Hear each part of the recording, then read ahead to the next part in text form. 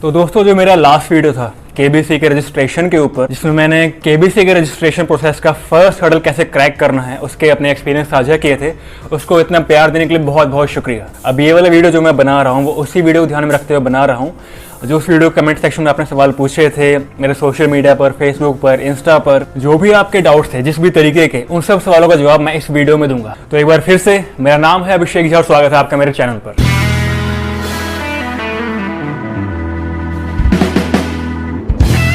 तो दोस्तों इस समय अगर आप ये वीडियो देख रहे हैं तो आप सिर्फ कौन बने करोड़पति के फैन नहीं है, बल्कि इस शो में जाने का पूरा मन बना चुके हैं। आप में से कई लोग इस समय सिर्फ 18 या 19 साल के होंगे जो अभी पहली बार ट्राई कर रहे होंगे, और कुछ लोग 40-45 वर्ष के भी होंगे जो सालों से कौन बने करोड़पति में जाने के लिए मेहनत कर रहे हैं। मैंने भी 8 साल की है, मुझे पता है वो फीलिंग कैसी होती है। 2011 में सुशील कुमार जी के 5 करोड़ से जीतने तक मेरा पिछले साल का केबीसी का सफर बहुत ही यादगार, अद्भुत, अकल्पनीय, अविश्वसनीय रहा है। तो बिना समय व्यर्थ करते हुए, जो पहला सवाल आप लोगों ने मुझसे पूछा था कमेंट सेक्शन में, उसने पूछा था कि इस बार का केबीसी का टैगलाइन क्या है। टैगलाइन शो का तब लॉन्च होता है जब सीजन स्टार्ट होने वाला होता है। अभी रजिस्ट्रेशन स्टार्ट हुआ, सीजन स्टार्ट नहीं हुआ है। केबीसी के टैगलाइन हमेशा ही कैची होते हैं। 2001 में जब शो शुरू हुआ था तो उस समय टैगलाइन था 9 बज गए क्या, या एक सवाल आपकी जिंदगी बदल सकता है। उससे लेकर लास्ट ईयर मेरे सीजन तक, अड़े रहो खड़े रहो तक बहुत सारे टैगलाइन आए, जैसे कि कोई आदमी छोटा नहीं होता, कोई सवाल छोटा नहीं होता, इस मंच पर सिर्फ ज्ञान का सम्मान होता है, सपने देखना मत छोड़ो। तो इस सीजन का टैगलाइन भी पहले से बेटर ही होगा और जो भी होगा आपके मन मस्तिष्क में छप जाएगा। तो फिलहाल के लिए जो टैगलाइन चल रहा है, सपने देखना मत छोड़ो। कुछ भी रुक सकते हैं लेकिन सपने नहीं रुक सकते, उसी बड़े रहिए। और अगला सवाल, तो अगला सवाल पूछा गया था ऑडिशन को लेकर कि वीडियो ऑडिशन कैसा रहेगा, उसमें क्या करना चाहिए क्या नहीं। तो दोस्तों पहले आपको यहाँ मैं बात बता देता हूँ। मैंने आपको लास्ट वीडियो राउंड में कहा था कि वीडियो राउंड पर अभी मत जाइए, अभी उससे पहले काफ़ी हर्डल है। अभी आपका टेलीफोनिक राउंड है, एनटीसी राउंड है, अभी आपने लगातार 10 दिन मैसेज करने हैं उनको। अगर 10 दिन से पहले आपको कोई रिस्पॉन्स आता है तो पहले आपका टेलीफोनिक राउंड होगा जहां आपसे आपकी बेसिक डिटेल ली जाएगी। 3 आपसे जीके राउंड के सवाल पूछे जाएंगे। अगर आपने तीनों सवाल के सही जवाब दे दिए उसके बाद आपका नेक्स्ट राउंड में होगा, उसको सब बात की बात है। पहले फर्स्ट राउंड पे अभी आपने सीढ़ी का पहला पायदान भी पार नहीं किया है तो पहले सीढ़ी चढ़ना सीख लीजिए, वो सब बात की बात है। लेकिन यकीन मानिए वीडियो राउंड का जो ऑडिशन होने वाला है उस पर मैं वीडियो बनाऊंगा, बेहतरीन बनाऊंगा, अपना एक्सपीरियंस पूरा साझा करूंगा आप लोगों के साथ। फर्स्ट थिंग फर्स्ट, सो एनटीसी राउंड। तो एनटीसी राउंड होता क्या है मैं आपको बता देता हूं। अभी 14 दिन लगातार 9 मई से 22 मई तक बच्चन साहब आपसे हर रात को 9 बजे सोनी टीवी पर एक सवाल पूछेंगे। आपको कोशिश करनी है आप बिना रुके हर सवाल का सही जवाब दें। गलती हो गई बीच में या कोई सवाल आपसे छूट गया अलग बात है, लेकिन आपने कोशिश करनी है कि आप हर दिन हर सवाल का बिना रुके सही जवाब दें। उसके बाद अगर इस बीच आपको अगर फोन आया, चाहे राउंड के बीच चलते हुए राउंड खत्म होने के बाद अगर आपको फोन आया तो वहां पर सबसे पहले आपसे आपकी बेसिक डिटेल कंफर्म की जाएगी।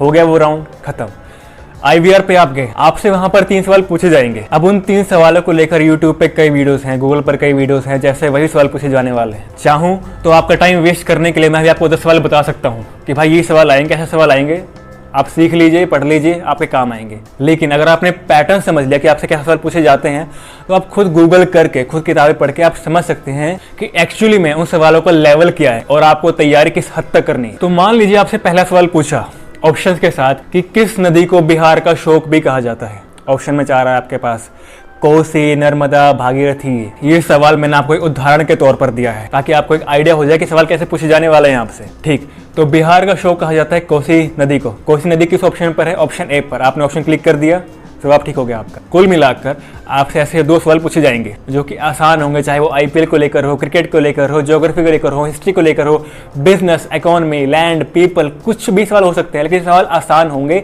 यकीन मानिएगा।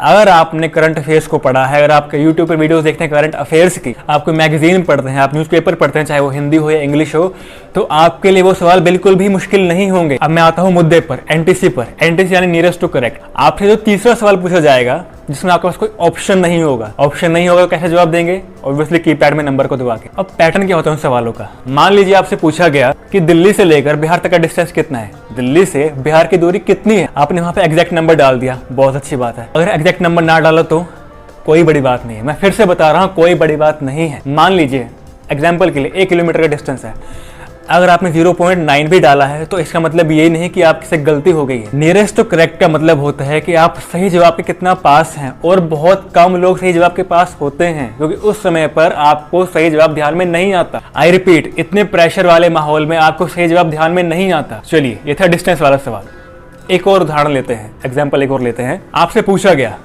कि WHO की स्थापना कब हुई थी। आपको जवाब मालूम है, नहीं भी मालूम है तो आपको बस एक आइडिया होना चाहिए। अब आपको मैं यहाँ बता दूं कि WHO की स्थापना कब हुई थी, यूनेस्को की कब हुई थी, सिक्योरिटी काउंसिल की कब हुई थी, उससे फायदा नहीं है। आपको मैंने एक उदाहरण दिया WHO का। अब आप इनके आसपास के जो भी ऑर्गेनाइजेशन है उनको गूगल पर सर्च कर सकते हैं, उनकी लिस्ट बना सकते हैं, उनको सेव कर सकते हैं अपने लिए, क्योंकि हर किसी से WHO का सवाल नहीं पूछा जाएगा, हर किसी से दिल्ली से लेकर बिहार तक का डिस्टेंस नहीं पूछा जाएगा। ये सिर्फ एक उदाहरण है, सवाल कुछ भी हो सकते हैं। मैं भी आपको उदाहरण दे सकता हूँ बाकी तरह की, सर ये सवाल रट लीजिए, घोल कर पी जाइए, लेकिन यकीनन मैं कहता हूँ वो सवाल आपसे नहीं पूछा जाएगा। केबीसी का लेवल बहुत बड़ा है, आपकी और मेरी सोच से बहुत बड़ा है। अगर केबीसी IAS नहीं है तो IAS से कम भी नहीं है। आप सवालों को लेवल देखिए वहां पर। अब तीसरा उदाहरण, ये सवाल खुद मुझसे पूछा गया था तो मैं आपको बता रहा हूँ। स्टैचू ऑफ यूनिटी की लंबाई कितनी है मीटर में, स्टैचू ऑफ यूनिटी की लंबाई कितनी है फीट में? ये दोनों अलग अलग सवाल है। मुझसे पूछा गया था मीटर में, एग्जैक्ट जवाब है 182 मीटर। मैंने जवाब दिया था 190 मीटर, यानी कि सही जगह से 8 मीटर दूर।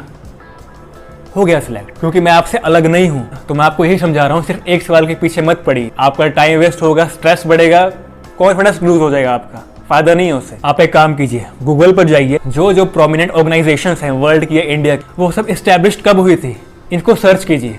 मैं चाहूँ तो बता सकता हूँ, वीडियो को लंबा कर सकता हूँ, उससे कोई फायदा नहीं है, आपका टाइम वेस्ट होने वाला है। इंडिया के जो बड़े बड़े स्टेट्स हैं उनकी आपस में दूरी पता कीजिए, जो छोटे मोटे स्टेट्स हैं उनका एक्चुअली में एरिया साइज कितना है वो सर्च कीजिए। गोवा हो गया, सिक्किम हो गया, असम हो गया, जो आपको लगता है कि अतरंगी सवाल है, एक बार याद रखिएगा केबीसी हमेशा अतरंगी सवाल ही पूछता है, आपकी सोच से परे। जो केबीसी के रेगुलर व्यूअर्स हैं उनको पता है ये बात, जो नहीं है उनको मैं बता रहा हूँ। एक चीज मैं आपको यहाँ बता दूँ, इस क्वेश्चन में ऐतिहासिक सवाल बहुत कम पूछे जाते हैं, हिस्टोरिकल क्वेश्चन ना के बराबर पूछे जाते हैं। टीपू सुल्तान या अंग्रेज ऐसे किसी टॉपिक पर एनटीसी वाले क्वेश्चन में सवाल नहीं पूछा जाता जहां पर आप हड़बड़ा जाएं, जहां पर आपको एग्जैक्ट जवाब मालूम ही ना हो, क्योंकि हिस्टोरिकल क्वेश्चन में डेट्स काफी डाइसी होते हैं। आपसे ज्यादा सवाल पूछने के चांसेस हैं ज्योग्राफी में से, स्टेट्स में से, डिस्टेंस में से, इस्टेब्लिशमेंट में से, कि ये बिल्डिंग की स्थापना कब हुई थी, इस साम्राज्य की स्थापना कब हुई थी। अब जैसे मुझसे पूछा था स्टैचू ऑफ यूनिटी, तो क्या पूरे इंडिया में एक ही स्टैचू है? नहीं ना। तो सिर्फ सवालों पर मत जाइए, सोचिए कि सवाल किस तरीके के आते हैं। जैसे कि मैंने आपको बताया, कुछ उदाहरण दिए, इससे कुछ और सवाल बनाइए। यकीन मानिए